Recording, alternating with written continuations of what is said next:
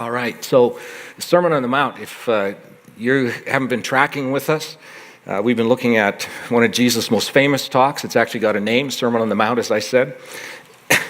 And in this talk, it appears Jesus is painting a new image of a new kind of life that could be lived. He calls it life in his kingdom. But in order to truly experience it, the people that are gathered on the hillside with him that day, who were either prospective followers or people who had already decided they wanted to follow him, he says, you're going to have to think different. Not just different kinds of thoughts. You're going to have to think different ways, differently than how you've thought so far. For example, I think he shares some of the tyrannies that are part of our lives as it was in the first century. So, for example, the tyranny of trying to be a good person.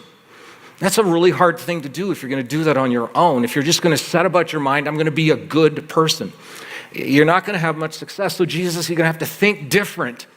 You're going to have to think about how that happens on the inside of you, not your behavior. And this is what I want to do. I want to do things on the inside of people. I want to give them a new life so that as they live with me over the course of a decade or 2 or 3 or 5, they actually have their thinking reformed that looks increasingly like me. And lo and behold, their lives begin to be mistaken for how I lived my life. It's his grand idea, but you're going to have to think different thoughts. It's trying to defeat the tyranny of trying to be a good person. Second tyranny I think he deals with is the tyranny of living for the affection or the interest or the accolades of other people. That's a tough way to live, right? And he would say, people in my kingdom, when they get to know me, they have the kind of confidence in me. They don't have to appeal to anybody. They don't have to show off for anybody. They don't have to be super religious. They can just be who they are, because they have the affection and the interest of their Heavenly Father, which is really what we want. And this is what he offers us. Today, I want to look at another tyranny that Jesus seems to defeat and take on head on. And it's this: the tyranny of acquiring, protecting, and worrying about our treasures. I just want to read the passage. And by the way, when Jesus shares this on the hillside, if Matthew's account is right, he didn't do a lot of editorial commenting along the way, but we just can't resist that, right? So maybe it's just enough that we would read it, right? So here's the passage from Matthew chapter 6. Jesus turns his attention to this. He says, "Do not store up for yourselves treasures on earth, where moth and rust destroy, and where thieves break in and steal. But store up for yourself treasures in heaven, where moth and rust do not destroy, and where thieves do not break in and steal. For where your treasure is, there your heart will be also. The eye is a lamp to the body. If your eyes are good, your whole body will be full of light. But if your eyes are bad, your whole body will be full of darkness.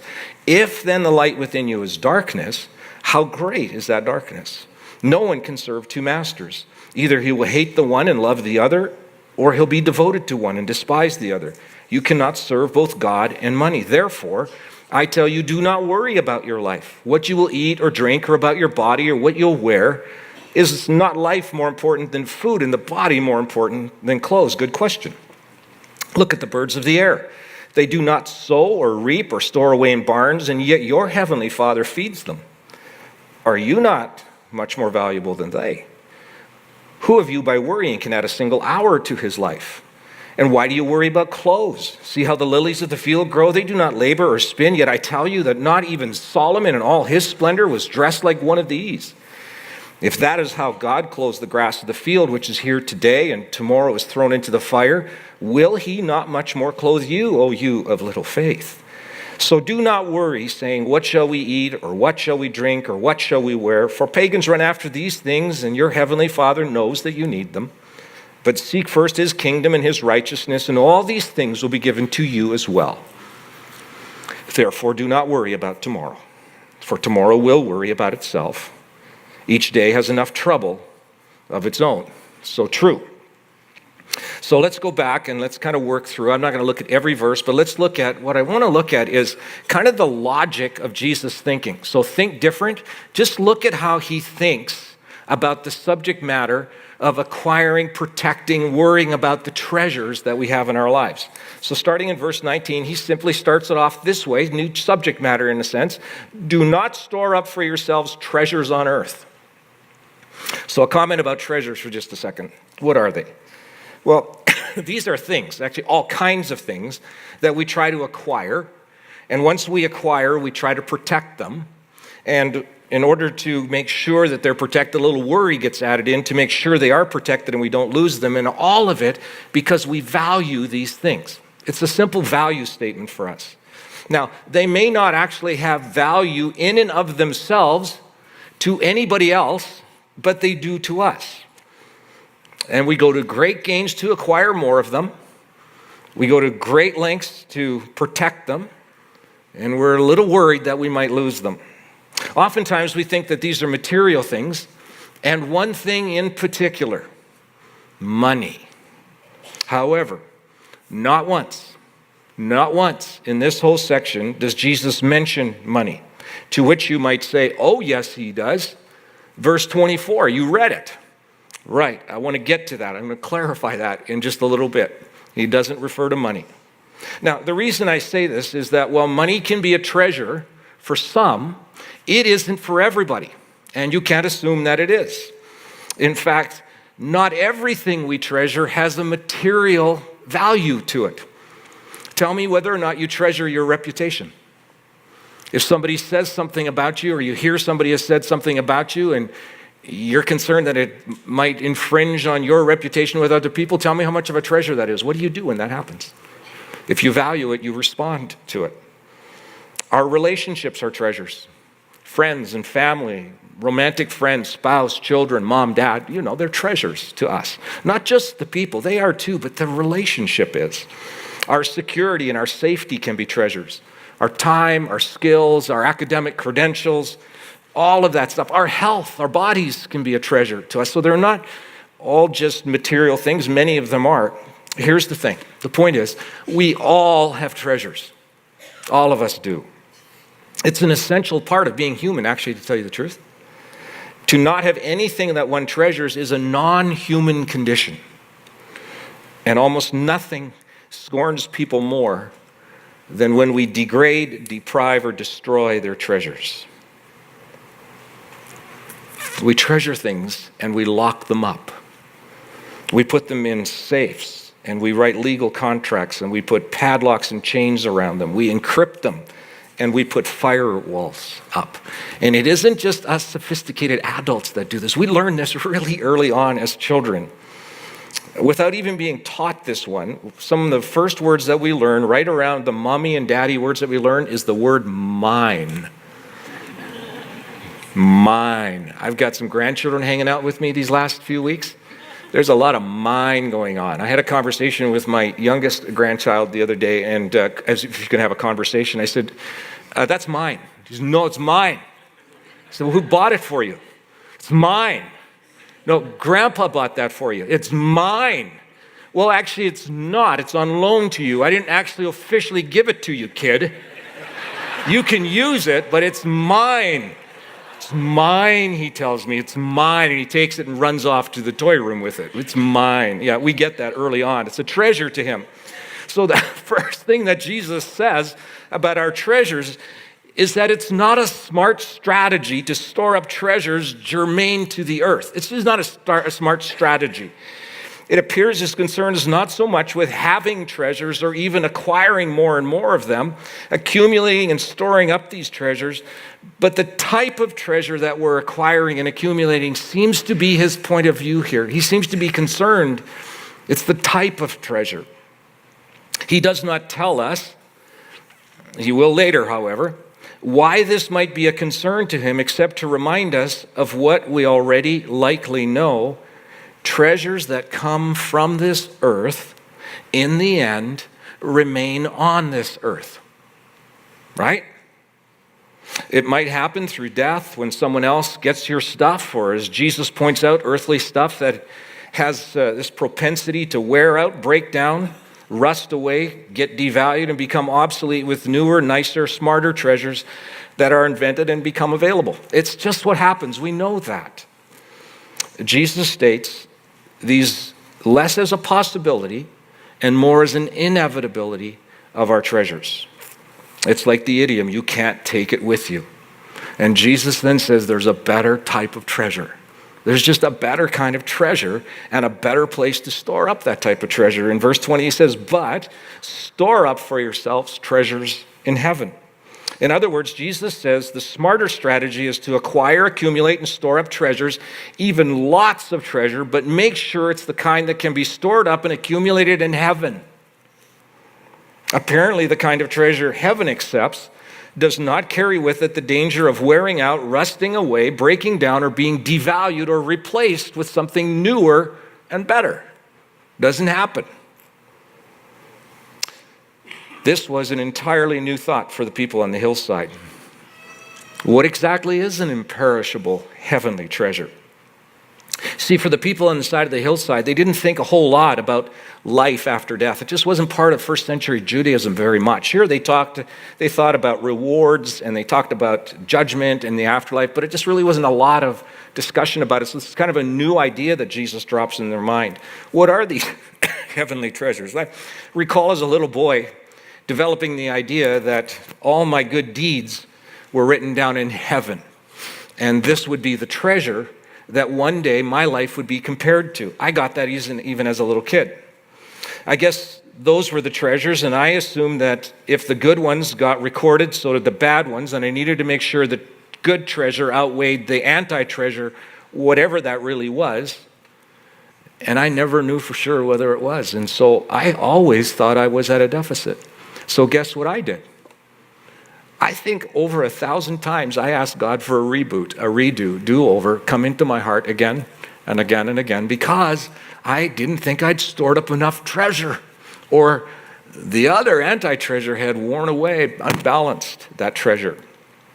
Then years later, I was told that treasures that are stored in heaven were people who I had introduced to Jesus, and as a result of that introduction had put their faith in Jesus. Those were the treasures. Or I was told that it was a reward for serving in some capacity, especially if it was uncomfortable and painful to do it. Somehow that treasure had to have some huge cost to it. I also came to believe this, that every dollar I donated to church was written on a ledger by heaven's official accountant. Probably some angel or personality-less guy with a green-shaded visor over his head, always disappointed I never gave enough. But as little or as meager as the treasure was, it was still worth depositing there because it was all kept track of. I imagined a kind of scorecard, I guess. And that was what, to me, treasure was. It was kind of a life insurance policy or an after-death insurance policy. Needed to make sure it was there. Well, I am convinced that this is far, far from what Jesus is thinking, and has actually done damage to people when it's presented that way, because some of us still live in that reality, and we think that might be what heavenly treasure is. The reason I say this is because of the way that Jesus thinks about the kingdom of heaven. You see, Jesus thinks about the kingdom of heaven not merely a place we hope to go to when we die. He doesn't. He thinks about it as a present reality where he's the king. In fact, he talks about the kingdom of heaven is now near, and that's not a timeline, that's a proximity thing. Where he says the kingdom of heaven is here. Like, why? Because the king is present. And that's a current reality. It's here right now. That's how he thinks about the kingdom. His kingdom would come to earth, he says in the prayer we looked at last week. This is what he wanted. And his kingdom is not a system of rewards for a future time. In fact, to Matthew, the word heaven is actually a surrogate word for God to be a place for God and for it to be a place where God resides, where he is. A better translation for kingdom of God would be kingdom of the heavens, all the places where God is present. Just as Jesus says the kingdom is where he is, heaven is where God is. Jesus is talking about treasure in God. Treasure in heaven is a person. That person is God. The treasure is God. The treasure that will never be devalued is knowing Jesus more deeply, personally, intimately. And it is a far smarter and better and eternal way to invest than in anything else, Jesus would say. Knowing Jesus. humans having a relationship with the whole God of the whole universe, found in his Son, Jesus Christ, fired up by the presence of God's Spirit within us. He says, that's the treasure. And you can store up that treasure right now. You don't wait for another place. Don't go to your treasure. Enjoy your treasure today, but invest in it. Invest in the friendship. Invest in the knowledge. Invest in the journey with Jesus in this moment. That's the treasure. Jesus adds this right after it. He says, for this is what I've discovered. For where your treasure is, verse 21, there your heart will be also. Now, there's a couple of ways that we could rephrase this without changing its meaning. Could say your heart is where your treasure is, or your treasure is where your heart is. Here's another possible one. We organize our lives around what we treasure the most. Can I say that again? We organize our lives. We just do this intuitively. We organize around our lives around what we treasure the most. Now, Jesus doesn't spend a lot of time explaining this. He just kind of throws it out to the crowd and maybe to us in the auditorium, maybe as a way that he's asking a question of us. He says, maybe this is what he's trying to get at. What do you and I treasure the most? To actually take a moment and say, I wonder what I treasure. What do I organize my life around? This is a critical question for Jesus. And in just a little bit, Jesus is going to ask this. Where is my treasure evaluation question in another way? It's going to come back to it again. This is really important to him. But make no mistake, this evaluation of where our treasure is or what our treasure is or what we organize our lives around is critically important to Jesus. And once again, Jesus picks up the theme that he's had throughout his whole talk. He would say, you can't fake it for long. Because what your real treasure is will show itself for what it is. And it's an internal thing. You can pretend your treasure is something else. You can pretend to be modest or humble or not value certain things, but inside you really value them. But eventually, it's going to come out. It's like the old idiom, you can do the right thing for the wrong reason, but eventually you'll do the wrong thing. So Jesus digs a little bit deeper and throws out a kind of contemporary idiom for his culture. In verse 22, he says, the eye is a lamp of the body. If your eyes are good, your whole body will be good. What's he saying here? The idea was that if you were said to have good eyes, you were able to evaluate your life well. You were able to lean it up against what God would want, and you could evaluate your life, and you could see clearly who you really were, and you would be truthful with yourself about it. You were said to have good eyes. If you had bad eyes, he's going to say, your whole body becomes dark because you're not really being honest with yourself. You're pretending or you're faking, and those are bad eyes. Good eyes are when you can be honest with yourself. This is what I treasure. This is what I value. This is what I organize my life around. But it's probably going to take a moment or two of quiet and solitude to just think that through with him and maybe some other trusted friends. Here's something. Why don't you talk to a trusted friend or two this week and go, when you look at my life, what do you think I value above everything? What do you see me organizing my life around? It might be enlightening, it might be helpful, and those would be good eyes as Jesus would think about it. He goes on from there, verse 24, because he knows this about us. He states this, he says, no one can serve two masters. Now, he's not asking it like a question. He's not asking, hey, do you think you can serve two masters? It's not how he's saying it. He's stating an axiomatic law of the universe, a self-evident truth, where he would say, you cannot serve two masters. In reality, you can't. To which we say, really? I think I can. I think I do that all the time. I have more than one master at any one time. Most of us have a boss of some kind, a supervisor, owner, maybe shareholders, an investor. Well, at the same time, every April 15th, we're reminded that we have another master, right? Who cares about what we've done the rest of the year with the finances we have. We live under the laws and regulations of our Constitution. That's a kind of a master. And in some ways, our responsibilities to our families are another master. We have all kinds of masters, all at the same time. Just think about it. When your body fails you, it quickly asserts the position of a master, because you're at the mercy of whether your body feels well or not. So what exactly does Jesus mean that you can't serve two masters when we seem to do it really well every day? Well, that's where Jesus' use of the word master comes in.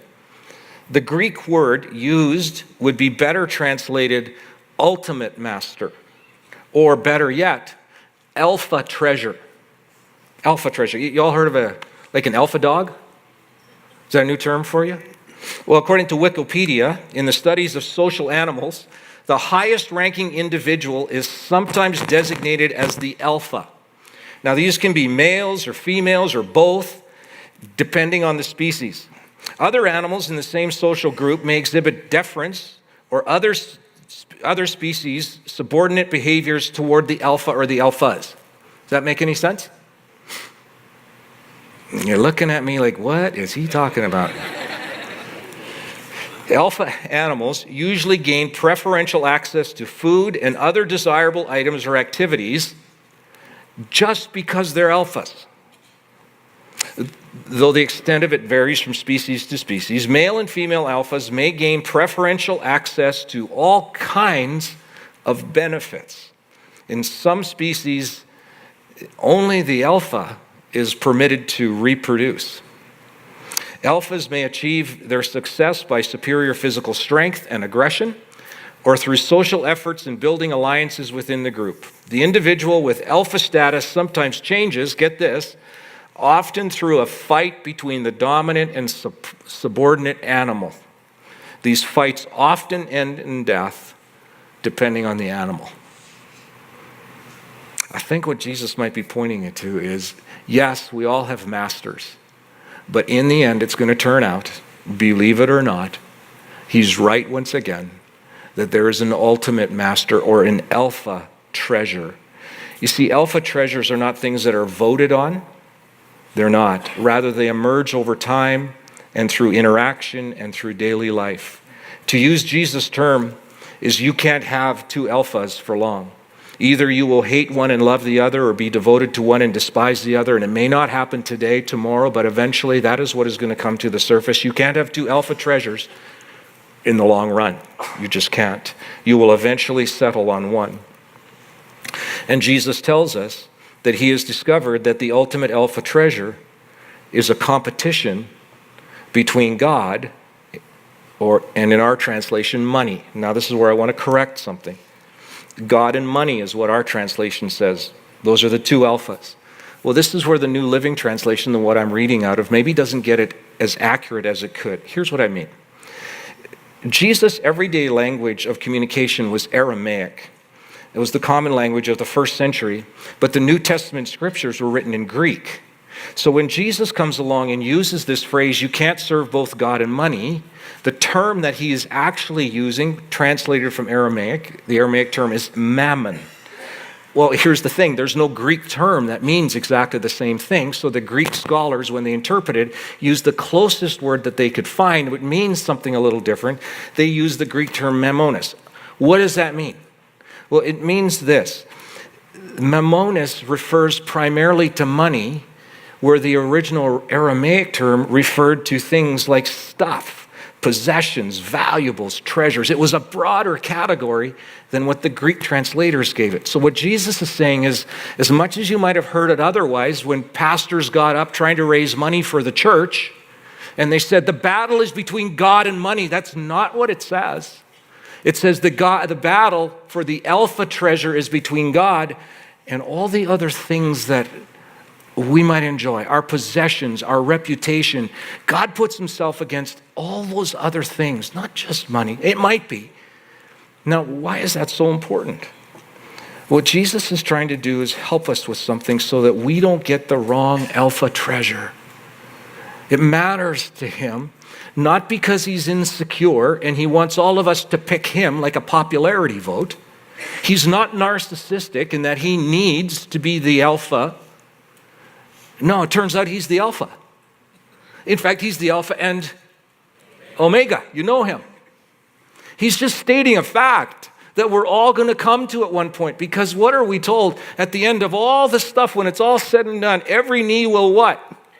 Bow to your other stuff. No, he says, in the end, this is how this ends. You'll actually all bow to the only alpha there is. And I just want to help you now. I want you to find the alpha treasure. And I know there's competition. I know there is. I know there's like short-term enticement in the stuff of this world. I know you find enjoyment in it. You're not bad because you find enjoyment in it. Enjoy it. Just don't make it your alpha treasure. Because I'm your alpha treasure. And I'm jealous to be your alpha treasure. Because I know if you have me as your alpha treasure, what life looks like. And I also know this, that the long run is, you can't have two. You're going to have to pick one. And he's not naive, by the way. He knows not everybody picks him. He knows that.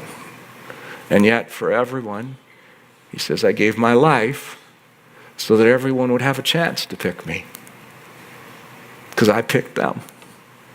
And this is the wonder of what he says. He says, pick me because you ultimately will. Pick me now. This is what living the good life is like, but you have to think different things. Well, how do I know if God is my alpha treasure, right? To which Jesus says this in Matthew 6:25. Therefore I tell you, do not worry about your life, what you'll eat or drink, or about your body and what you'll wear and food and so on. In other words, what he's trying to help us with is another test of who the alpha treasure is. And he says, what do you worry about the most? What do you worry about? What wakes you up in the middle of the night? What's the first thought in the morning that you have? What do you go to bed thinking about? What do you worry about throughout the day? That's an indicator. That's an indicator of who your alpha treasure is. And what he does is he pulls some things from everyday life that were real for the people of the first century. He picks things like food and beverages and clothing. These were the worries of the day, ordinary, everyday worries. They weren't like our culture. They didn't have savings accounts they leaned on. They didn't have credit cards. They didn't have those kinds of things. It was live today for food, for water, for beverage, for clothing. It was a live a day kind of life. That's not our life so much. For some of it is, of us it is. And then he says this. He says, so if you worry about food and clothing, look at the birds. Just take a look around. God takes care of them. He really does. He does a great job at it. And then the question, do you think he is more interested in you than in birds? Do you think that's a possibility? If he would take care of birds that way, that he would take care of you? And that you actually live in the safest place you could ever live when you live with him? I'm going to say this. You have nothing to worry about. Anxiety is not part of the life of one who lives deeply in the kingdom with Jesus. Even when rough times come, even when your wife develops cancer and you want so much for her to live, you're in the safest place you could possibly be. And this is what he wants to tell us. I take care of birds, I take care of lilies, and I take care of you. And if I'll be your alpha treasure, it won't happen all at once. You got to learn to know that I'm the alpha treasure. You got to learn to know about me, that you can really trust me, that I don't dangle carrots in front of people and pull them away. I'm not like Lucy and Charlie Brown. The poor guy kicked that air ball like so many times. Poor guy, right? He never learned. I'm not like that. I take care of you. That's what I do. And so what I want to do is invite you, he would say in the next verse. I want to invite you to seek my kingdom and my righteousness. That's what I want to do. What's he saying? He's back to the same subject matter again. His kingdom is simply this. It's a place where he gets what he wants. And he says, come live in my kingdom with me where I get what I want. Because I'm always good. And I'm always right. And I care for you far more than I care for lilies and I care for birds. But you're going to have to walk with me in my kingdom for a while to really know that I mean that and I'm true and I'm consistent in my word. You're going to have to know that. But come, seek my kingdom, walk with me every day. And my righteousness, what's that? Trust me that I'm going to work inside of you. And I'm going to form you into people who increasingly think like me. Don't go trying to put on righteousness. Don't go fake it. Don't pretend. Live where you are at the point and then Walk in my kingdom with me. Invest in this relationship. Be alone with me. Read the Bible not as just a flat discipline. Read it as a student and an apprentice and a learner and a lover would read it.